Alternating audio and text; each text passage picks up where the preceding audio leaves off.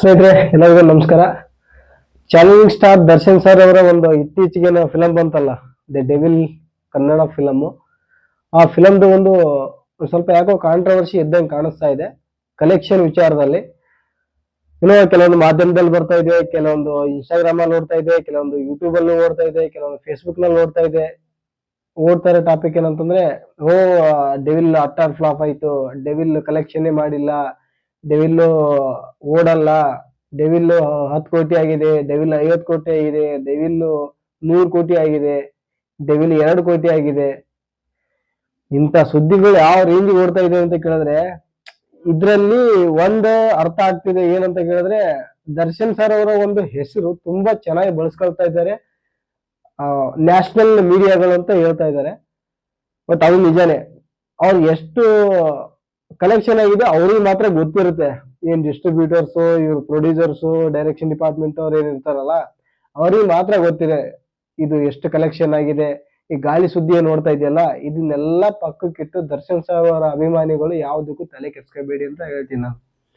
ಈಗಂದ್ರೆ flap ಆಯ್ತು ಅಂತ ಕೇಳಿದ್ರೆ ಅವ್ರಿಗೂ ಸ್ವಲ್ಪ ಬೇಜಾರಾಗ್ಬೋದು, ದರ್ಶನ್ ಸರ್ ಅವರ ಅಭಿಮಾನಿಗಳಿಗೂ ಬೇಜಾರಾಗ್ಬೋದು, ದರ್ಶನ್ ಸರ್ ಅವ್ರಿಗೂ ಬೇಜಾರಾಗ್ಬೋದು. ಈ ಬೇಜಾರಾಗುವಂತ ಅವಶ್ಯಕತೆ ಇಲ್ಲ. ಡೆವಿಲ್ ಸಿನಿಮಾ ರಿಲೀಸ್ ಆಗಿ ಎಷ್ಟು ದಿನ ಆಯ್ತು ಎಷ್ಟು ಇಲ್ಲಿ ತನಕ? 11, 12, 13, 14, ಇವತ್ತು ಮಂಡೇ 15. 5 ದಿನದಲ್ಲಿ ಎಷ್ಟು ಓಡ್ಬೋದು ಅಂದಾಜು? 100 ಕೋಟಿ ಆಗ್ಬಿಡುತ್ತಾ? 100 ಕೋಟಿ ಆದ್ರೂ ಖುಷಿನೇ. ಇನ್ನು ಹೇಳ್ಬೇಕು ಅಂತಂದ್ರೆ 1 ಕೋಟಿಲೇ ಇರುತ್ತಾ 5 ದಿನ ತನಕ?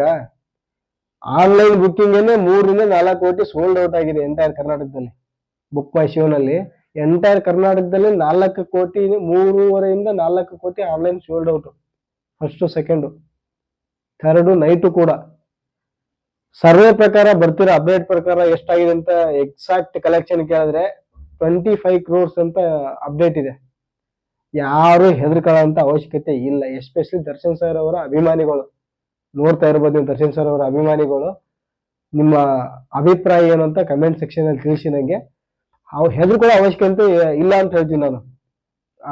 ವಿಜಯಲಕ್ಷ್ಮಿ ಮೇಡಮ್ ಅವರಾಗಿರ್ಬೋದು, ದರ್ಶನ್ ಸರ್ ಅವರಾಗಿರ್ಬೋದು, ದರ್ಶನ್ ಸರ್ ಅವರ ಸೆಲೆಬ್ರಿಟೀಸ್ಗಳಾಗ್ಬೋದು, ಯಾವುದೇ ಊಹಾಪೋಹಗಳಿಗೂ ಅವ್ರು ಹೇಳ್ದಂಗೆ, ದರ್ಶನ್ ಸರ್ ಅವರು ಹೇಳ್ದಂಗೆ ಯಾವುದೇ ಊಹಾಪೋಹಗಳಿಗೂ ನೀವು ತಲೆ ಕೊಡಬೇಡಿ, ಕಿವಿ ಕೊಡಬೇಡಿ. ಅದೇನಾಗುತ್ತೋ ಆಗ್ಲಿ, ಗಾಳಿ ಸುದ್ದಿನ ಯಾವುದೇ ಕಾರಣಕ್ಕೂ ನೀವು ನಂಬಬೇಡಿ. ದರ್ಶನ್ ಸರ್ ಅವರ ಎಸ್ಪೆಷಲಿ ಸೆಲೆಬ್ರಿಟೀಸು ಬರ್ತಿರೋ ಅಪ್ಡೇಟ್ ಪ್ರಕಾರ 25 ಕೋಟಿ ಕಲೆಕ್ಷನ್ ಆಗಿದೆ ವರ್ಲ್ಡ್ ವೈಡ್. 5 ದಿನ ಆಯ್ತು ಸ್ವಾಮಿ ಮೂವಿ ರಿಲೀಸ್ ಆಗಿ. ಏನೋ 15 ದಿವಸ ಆಗಿಲ್ಲ, 20 ದಿವಸ ಆಗಿಲ್ಲ, 5 ದಿವಸ. ಓಕೆ, 5 ದಿವಸಕ್ಕೆ 25 ಕೋಟಿ ಆಗಿದೆ. ಇನ್ನು 5 ದಿವಸ ಹೋದ್ರೆ ಇನ್ನು 25 ರಿಂದ 30 ಕೋಟಿ ಆಗುತ್ತೆ. ಅಲ್ಲಿಗೆ ಎಷ್ಟಾಯ್ತು? 50 ಕೋಟಿ ಆಯ್ತು. 15 ದಿವಸದಲ್ಲೇ ಫ್ಲಾಪ್ ಆಗಿ ಸಿನಿಮಾ ಕ್ಲೋಸ್ ಮಾಡ್ಬಿಡ್ತಾರ? ಯಾರೋ ಕಾಂಜಿ ಪಿಂಜಿ ಹೀರೋಗಳ ಮೂವಿ ಅಲ್ಲ ಸರ್ ಇದು ಕರ್ನಾಟಕದ ಬಾಕ್ಸ್ ಆಫೀಸ್ ಆದ್ರೂ ಹೇಳೋದು ಬೇಡ. ಒಬ್ಬ ಮಾಸ್ ಹೀರೋ, ಕನ್ನಡ ಇಂಡಸ್ಟ್ರಿಯಲ್ಲಿ ದರ್ಶನ್ ಸರ್ ಅವರು ಒಬ್ಬ ಮಾಸ್ ಹೀರೋ ಮಾಡಿರ್ತಕ್ಕಂಥ ಫಿಲಮ್ 1 ಕೋಟಿ ಕಲೆಕ್ಷನ್ ಆಗೈತೆ, 2 ಕೋಟಿ ಕಲೆಕ್ಷನ್ ಆಗೈತೆ. ಈ ಮೀಡಿಯಾಗಳು ಇದಿರಲ್ಲ, ಯಾವ ರೇಂಜ್ ತಲೆ ಕೆಡ್ಸ್ಕೊಳ್ತಾ ಇದಾರೆ ಅಂತ ಕೇಳಿದ್ರೆ, ಇದರಿಂದ ಅವ್ರಿಗಾಗೋ ಲಾಭ ಅಂತೂ TRP ಓಡ್ತಾ ಇರುತ್ತೆ. ದರ್ಶನ್ ಸರ್ ಅವ್ರು ಇಲ್ಲ ಅಂದ್ರೆ ಅವ್ರಿಗೆ TRPನೇ ಇಲ್ಲ, ಎಸ್ಪೆಷಲಿ ಮೀಡಿಯಾಗಳಿಗೆ.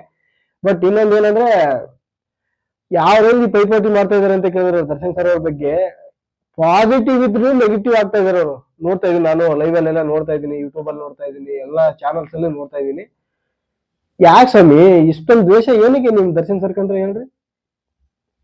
ಅವ್ರ ಫಿಲಮ್ 10 ಕೋಟಿನ ಆಗ್ಲಿ, 20 ಕೋಟಿನ ಆಗ್ಲಿ, ಅವ್ರು ದುಡ್ಡು ಹಾಕಿದ್ದಾರೆ, ಪ್ರೊಡ್ಯೂಸರು, ಅವ್ರ ಡೈರೆಕ್ಟರ್ ಇದಾರೆ, ಅವ್ರ ಹೀರೋ ಇದಾರೆ, ಅವ್ರ ಟೋಟಲಿ ಒಂದು ಎಂಟೈರ್ ಟೀಮ್ ಇದೆ, ಡೆವಿಲ್ ಟೀಮ್ ಇದೆ. ಅವ್ರ ತಲೆ ಕೆಡ್ಸ್ಕೊಳ್ಬೇಕಾಗಿರ್ತಕ್ಕಂಥ ಒಂದು ಟಾಪಿಕ್ ಇದು. ನೀವ್ಯಾಕೆ ತಲೆ ಕೆಡ್ಸ್ಕೊಂತ ಇದ್ದೀರಾ? ಯಾಕೆ ಹೇಳಿ?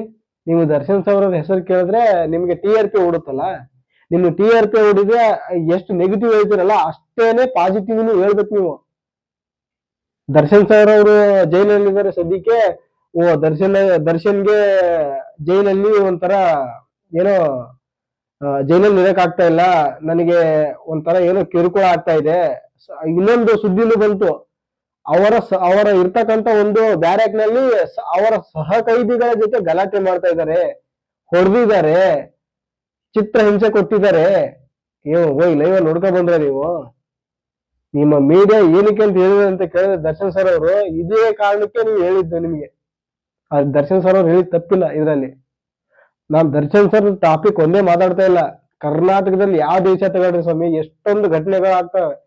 ನೀವು ಎಲ್ಲಾರ್ನು ಒಂದೇ ರೀತಿ ನೋಡೋ ತರ ಏನಾದ್ರೆ ನಿಮ್ ಮನಸ್ಸಲ್ಲಿ ಇದ್ರೆ ಎಲ್ಲಾರ್ನು ಒಂದೇ ತರ ತೋರಿಸಿ. ಯಾಕೆ ಪದೇ ಪದೇ ದರ್ಶನ್ ಸರ್ ಅವ್ರದ್ದೇ ಹೆಸರು ಎತ್ಕೊತಾರೆ ನೀವು? ಅವ್ರಿದ್ರೆ ನೀನ್ ಟಿ ಆರ್ ಪಿ ಹೋಗೋದಾ? ಅದು ನಿಜ ಬಿಡಿ, ಟಿ ಆರ್ ಪಿ ಕಿಂಗ್ ಅಂತ ಆಗಿದ್ದಾರೆ ಅವ್ರಿಗೆ ಕರ್ನಾಟಕದಲ್ಲಿ.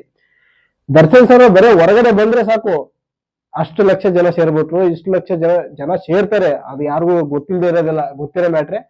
ಬಟ್ ನಿಮಗೆ ಟಿ ಆರ್ ಪಿ ಬೇಕಷ್ಟೇ. ಒಟ್ಟಿನಲ್ಲಿ ದರ್ಶನ್ ಸರ್ ಅವರ ಹೆಸರು ತಗೋಬೇಕು ನೀವು. ಯಾರ ಹೆಸರು ತಗೋತೀರ ಬಿಡ್ತೀರ ಗೊತ್ತಿಲ್ಲ.